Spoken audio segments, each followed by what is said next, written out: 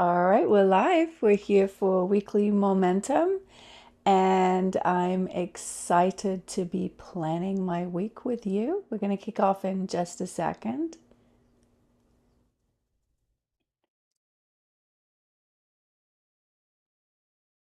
So, my name's Marianne Jeff. I'm the Get It Done Diva, and I'm here to plan my week with you. I've been doing this. I wanted to take a minute to talk about this. I've been doing the weekly momentum process now for, I think, about 15 years.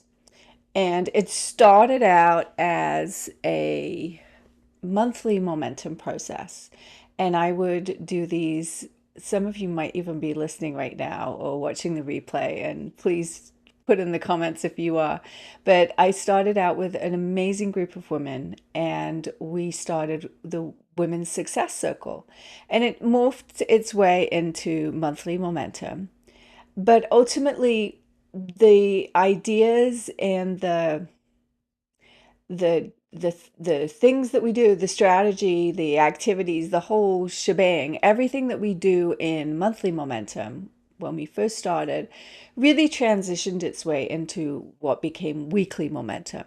And the reason I made the difference, and I want to talk about this too, is that and I'm going to grab, if you have a planner, you want to grab your planner, if not pen and paper for when we get started in just a moment. And I'm going to take you through the whole 4 steps of the weekly momentum process. But sometimes it's nice to remind ourselves why we're doing something. So that's why I want to take a moment right now to talk about this. So the whole point of the process is that it gets you focused on the right things. So I don't know if we, oops, I'm not sure what happened there. I lost power. Okay, I'm gonna come back over here, I guess. Give me 1 second. I'm pretty sure I lost power for a second, so just bear with me as okay, it looks like we're still live. I just switched to a different, oh, I just need to switch to a different, oh, no, we'll go with that camera. Okay, I'm so sorry. Welcome to Monday.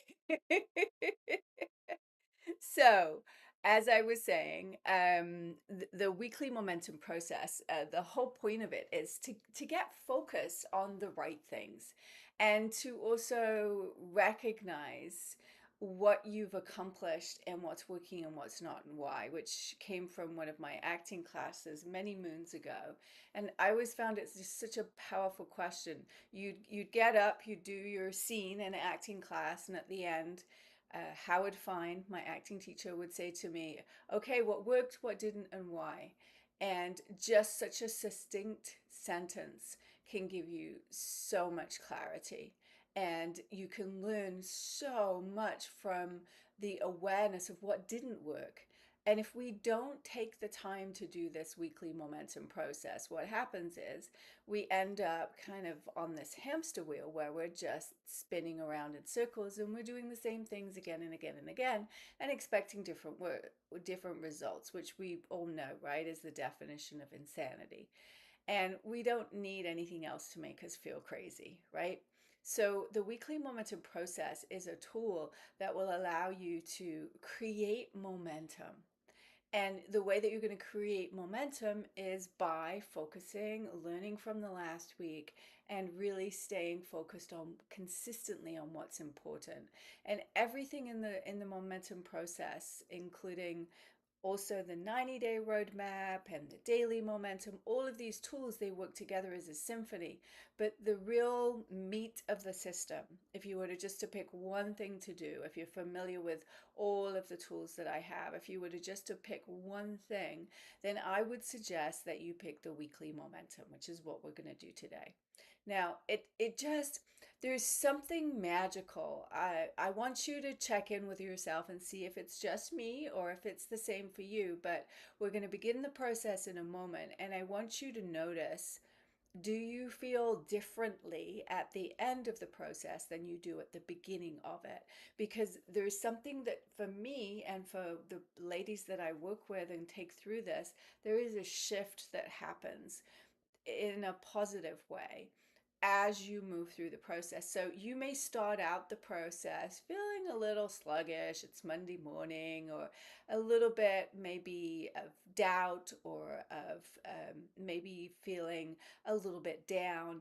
But the focus, because it focuses you, the process, because it focuses you like a laser beam, it tends to shift your energy upward. And there's an excitement, there's an inspiration, there's something magical that happens when you get focused. And this process, better than any other I've ever used, does that. So, enough of the process itself. Let's get into it.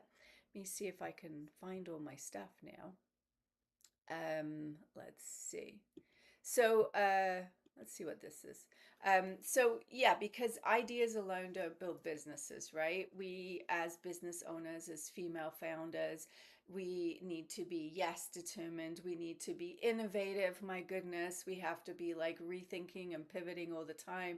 We have to be visionaries, but we also have to be action takers. And those are what the acronym DIVA stands for.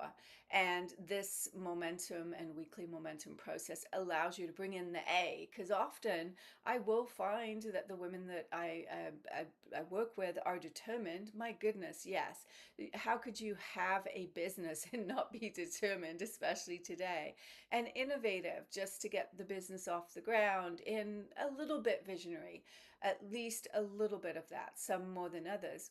But the action is the piece where a lot of my ladies get a little bit overwhelmed, because it's like, what do we do? And how do we figure out what's important? Not because they're lazy, but that action piece in terms of really making sure you're doing the right things and investing your precious time in the right way. So we want to really embrace all four parts of the DIVA acronym.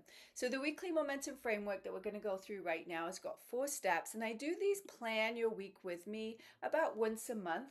So if you are not already a subscriber on my YouTube channel, Get It Done Diva, then go ahead, head over there, subscribe. And if you click on the tab, there's a tab for lives. You'll see all of the upcoming lives, and you can go ahead and actually click notify me. That way you know monthly when I do these special sessions, because I don't know about you. It's great to watch videos, and I get a lot out of it, and I like hitting pause and rewind and watching things again and again and really understanding it. But there's also something pretty magical about watching live. So if that speaks to you, you'll have the opportunity to do that if you sign up to get notified when I go live with these Plan Your Week with me. So the weekly momentum framework, there's 4 steps. There's rewind, there's realign, there's plan, and plug in. And we're going to go through all 4 steps together right now. As I said a few minutes ago, if you have one of my momentum 90-day planners, grab it. If not, don't worry about it. Just grab a piece of paper and a pen, and you're totally fine. You got everything you need, okay? So we do want to check in. I've got an emotional thermometer that's in all of the planners and journals and a lot of the tools that I use. And it's always good, as I mentioned, that you're going to feel better at the end of this process. I'm pretty much can guarantee that. So it's also fun to just check in with how you're feeling right now and just make a note of that. Are you feeling like possibility? Are you feeling fear? Are you feeling like just kind of neutral, just satisfied with the way things are in this moment right now? It's not this huge, massive question of the meaning of life. It's just taking your temperature. So always do that before you do anything like this, before and afterwards, because it may give you some extra insight about where you went with your planning based on how you're feeling.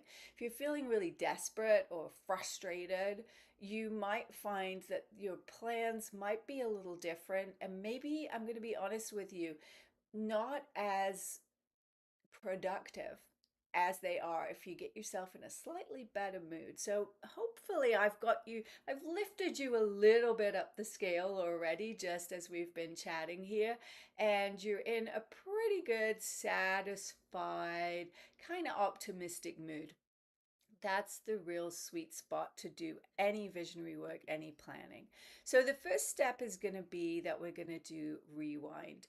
And this is where I have 7 questions in the planner called weekly evolution right now in the current planner. I'm excited because I am I'm working on the new planners and I'm really excited. And it will be called the weekly rewind so that we have a little bit more consistency and it makes more sense. But in the planners that we have out right now, it's called weekly evolution. And there's 7 questions. So those of you just with a pen and paper, don't worry, I'm going to read the questions and you're just going to write down your answers to them.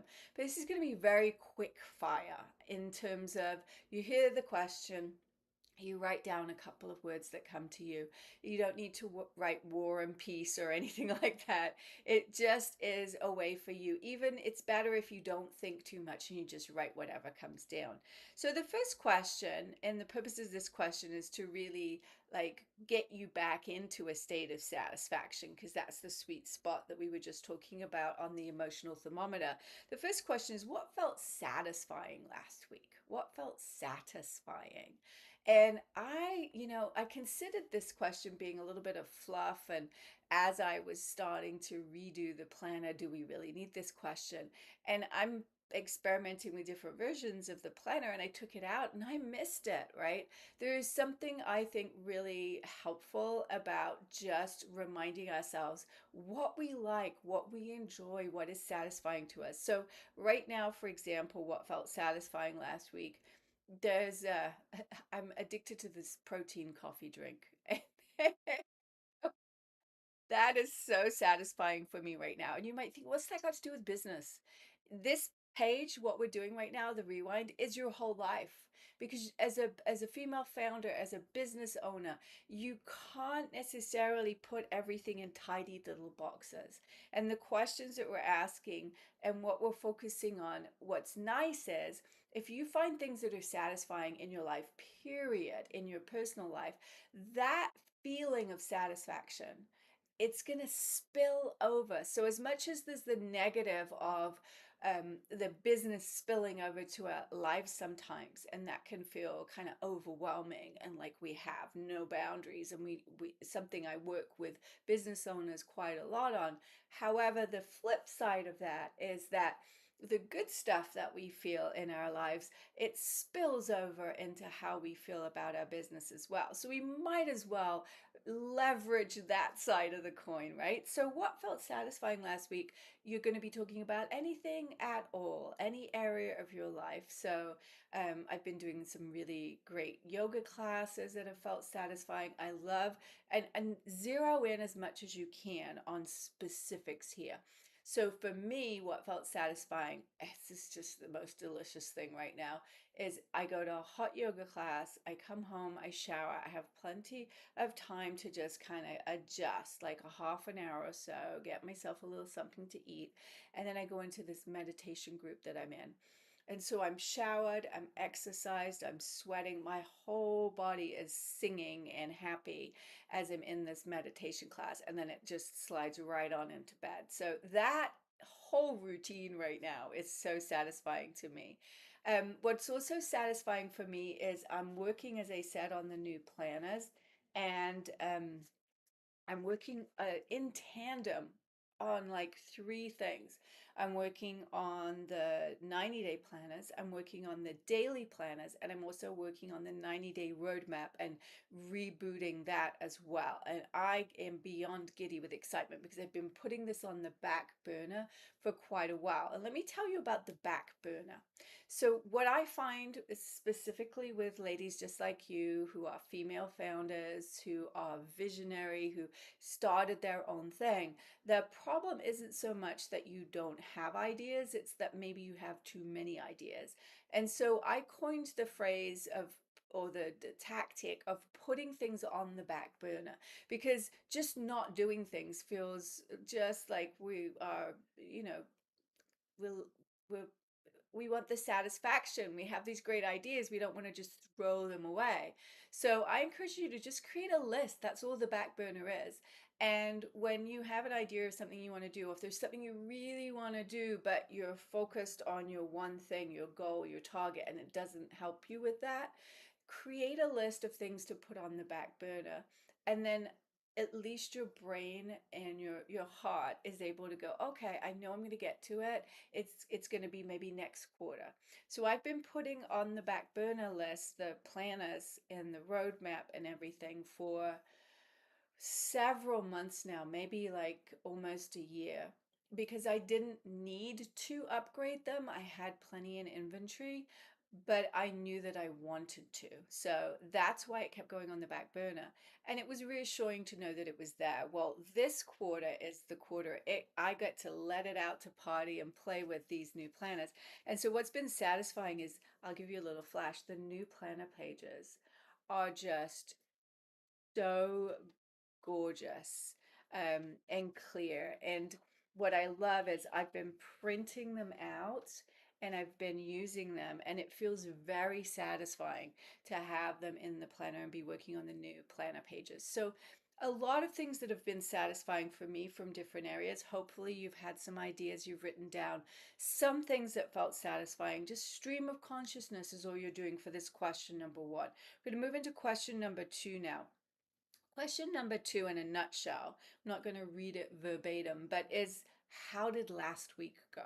Because if we don't check back with last week, then we kind of lose the plot. And what, like I said, that hamster wheel, right? We may just keep repeating the same things, or we just create weekly top tens, which is the list we'll do in a moment at the end of this process. And then we never check back with how we're doing. So I include this question, question number two. How did last week pan out? Did it pan out like you expected it to? Right? Such a critical question, because we can learn how to plan better, which you might think, well, yeah, that's okay, right? Is that really important? Yes, it is. Because the better that we're able to manage our expectations, to be clear on focusing on the right things, the better we get at planning, the better that we get at forging forward and creating momentum and really making progress towards what we truly want.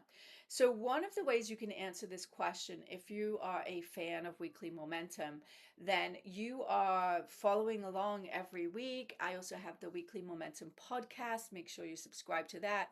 Every week, I'm doing some version of Weekly Momentum. It's just that once a month, we do these Plan With Me sessions. But every week I'm talking about the process. So if you're in the habit, and that's what I suggest, you make weekly momentum a habit, not this fun thing that you just kind of stopped by and did today, but something, the power of it is in the consistency of doing it weekly. And so when you come to this question, how did last week go? It's quite subjective, and we can't trust our brain to give us a good answer, because I know from experience, from talking with so many amazing women in business, and myself, I fall into this as well, that I don't even remember what I did a day ago, 2 days ago. So you asked me, did last week go well? Did it match up with your expectations? I have to look at something to answer that question.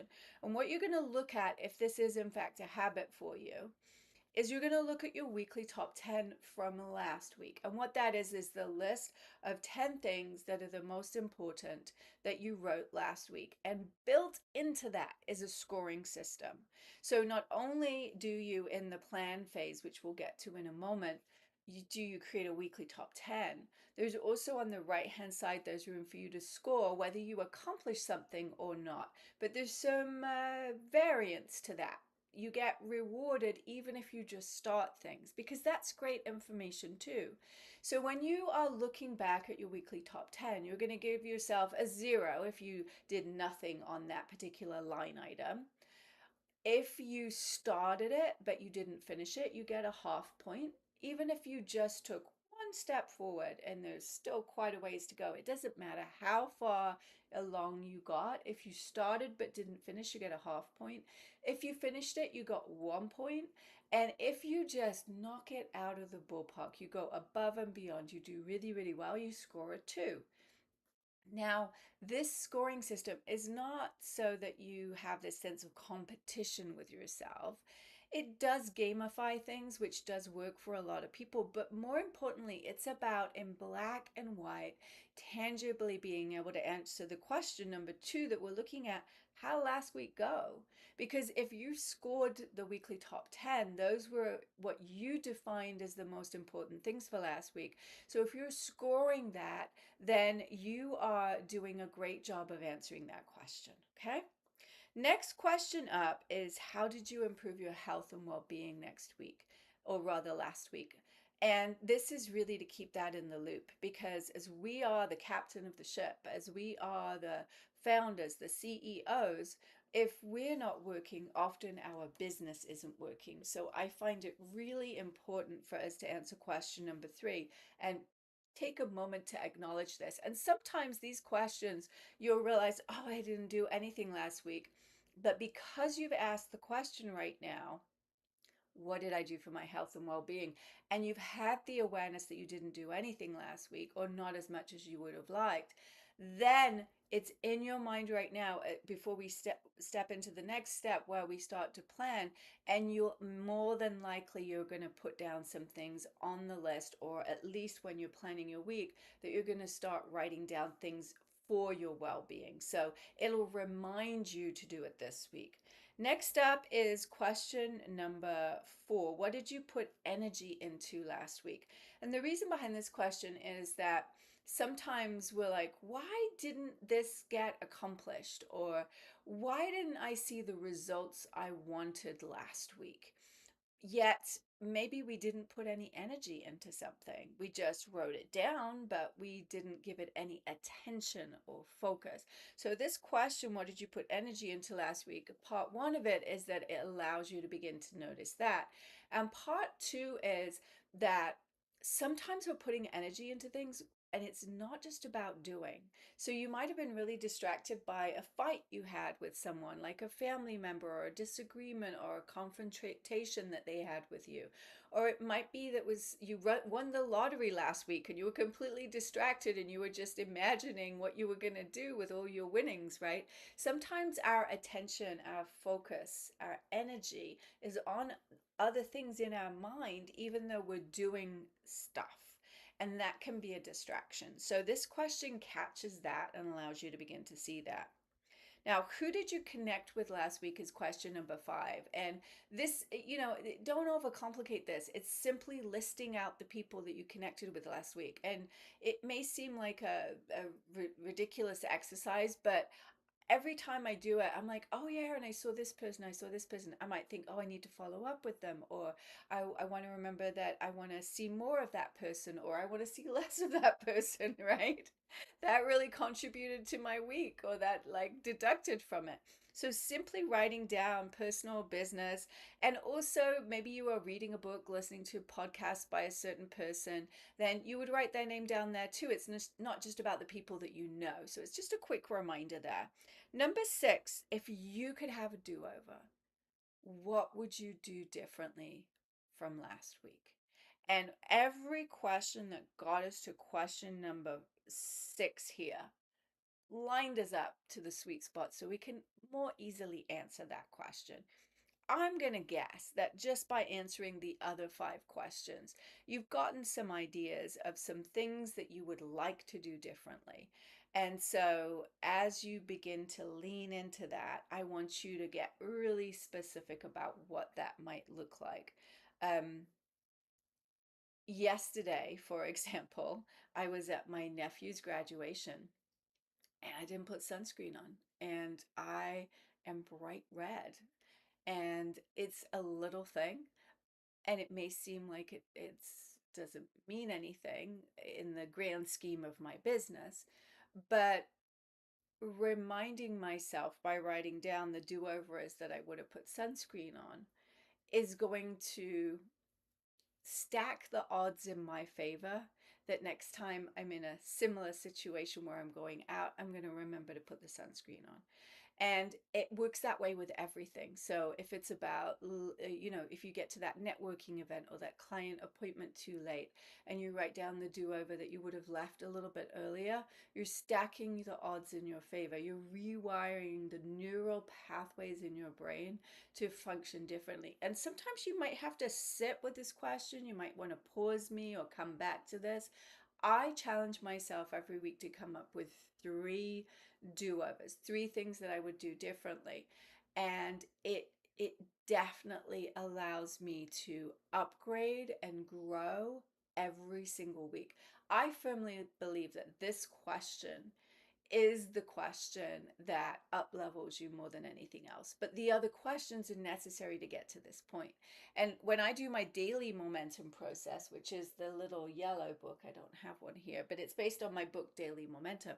When I do the journaling for that book, I ask myself and challenge myself to come up with three do overs every single day.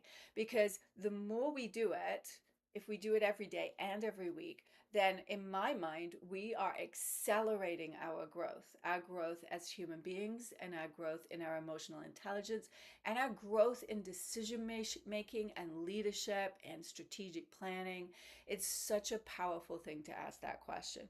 And then finally, we've got a couple of little like cherries on the top. Number 7 is, what were your favorite moments from last week? So you're going to write down 3 favorite moments from last week.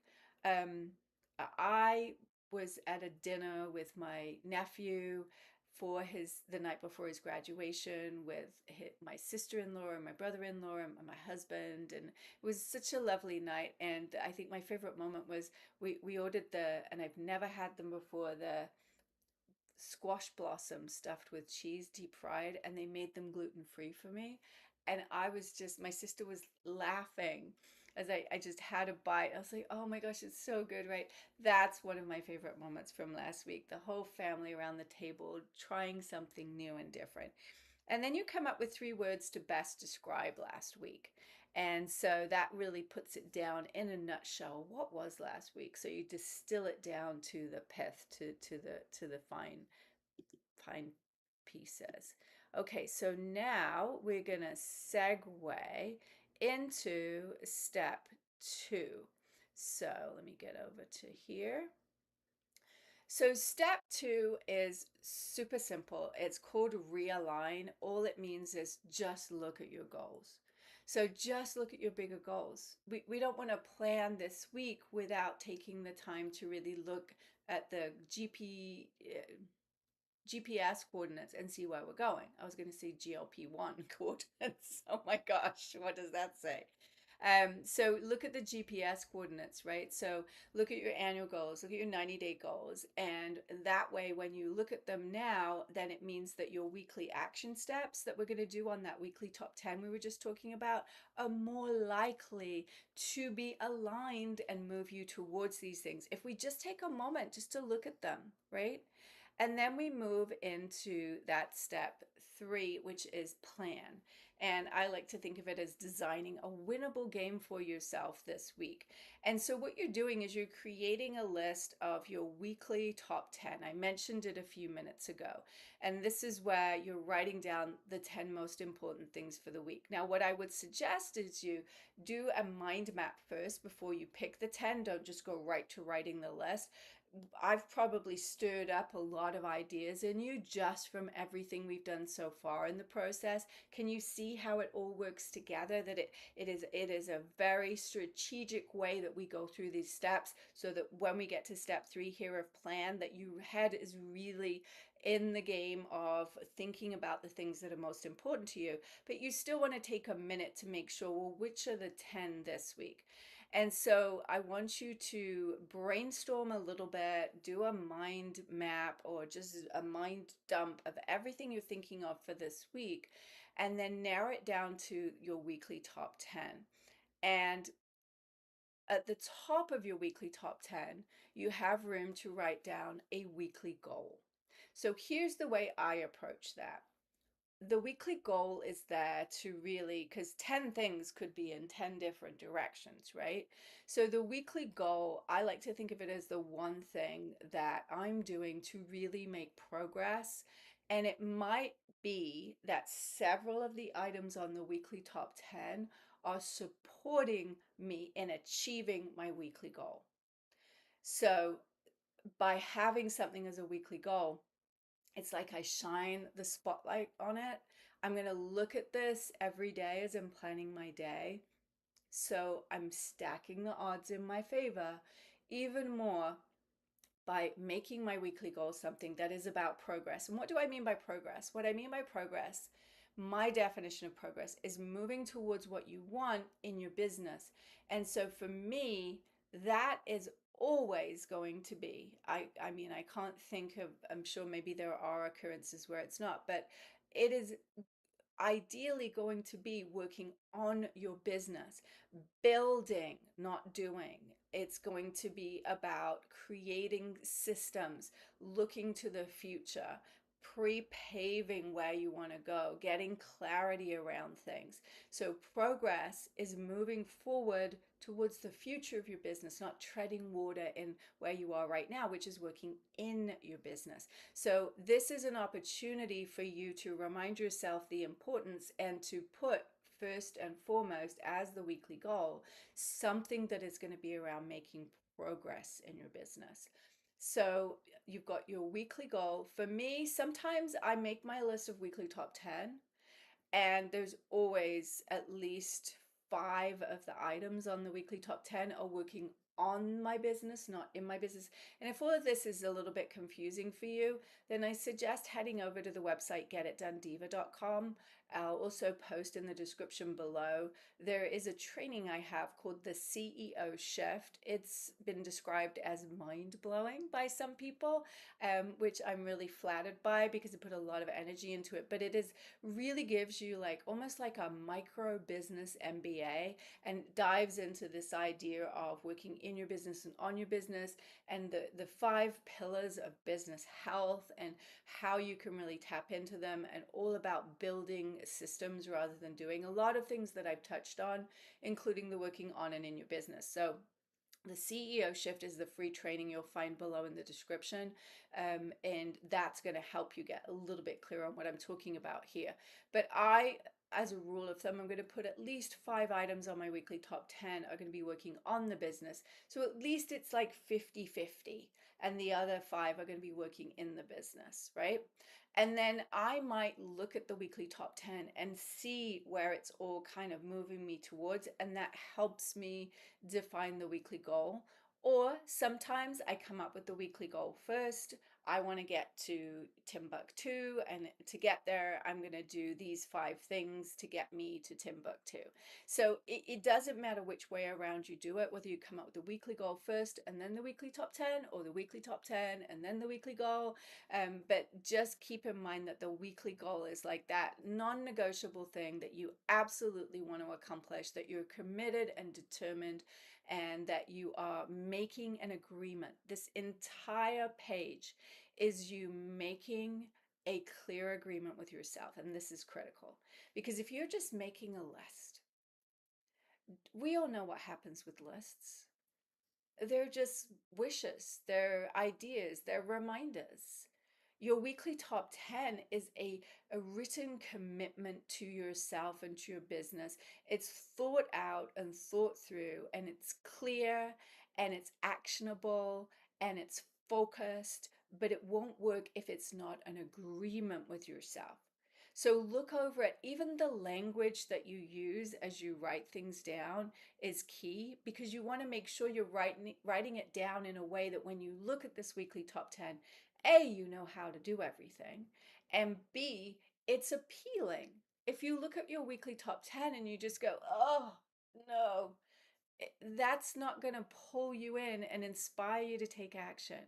So really think of this and take your time. Don't rush this. This is not a scrambled grocery list that you're just scratching down and just putting in your pocket. This is your commitment. This is the agreement that you're making with yourself this week to make progress, to move forward, to work on your business, to stop treading water, and to take at least some action to move forward. So then the final step in the process is step 4, which is plugging in. And so one of the ways that you can do this is the idea of using pomodoros. And I have a whole playlist on my YouTube channel about pomodoros you can check out if you want to learn more about them. But they're basically 25-minute blocks of time that are really focused on one particular activity. So, one of the ways that you can look at your weekly top 10 list that you just made is you can think for each of the items on the weekly top 10, how many 25-minute time blocks, how many Pomodoros would it take to complete that? And as you think about that, you write it next to it. If you think that one of the items on the list is going to take more than two or at a maximum three Pomodoros, you may very well want to break that item on your weekly top 10 into two instead of into just one item. It's a nice indicator that you're cramming too much into line items. And that doesn't mean you have 11 items on the list, by the way. That means that you then have to renegotiate and take something off the list to make room for that, or just do part of that task, that line item, and carry over the other one and write it maybe next week. So you're going to work on part two next week, right? So you want to plug in, you want to make sure that you're really being clear about how you're going to do things and then plug them into your calendar. You can get into color coding if you want. If that feels overwhelming, just ignore it. But it's another visual cue to remind you to work in your business, not just on your business. So you can use purple and blue are the working on your business colors. Those are purple is when you're creating things as business owners these days. Often we're writing videos, we're writing books and blog posts and creating content. And all of this is you, the creator, as the working on the business.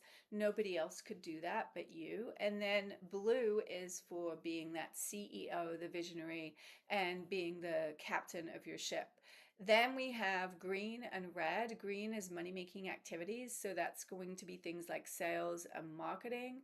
And then we've got red, which is going to be the admin stuff. Now, I have in the new version separated out a third category of working in your business so that we don't cram everything into green, and that is orange. And I'm doing that for client work so that you are then clear that you have green for your money making activities, your marketing and sales, you have red for admin, and the new one that I'm bringing in is going to be orange, which is for client work, so that you are crystal clear as you look at your week how much your time you're spending in each one of these categories.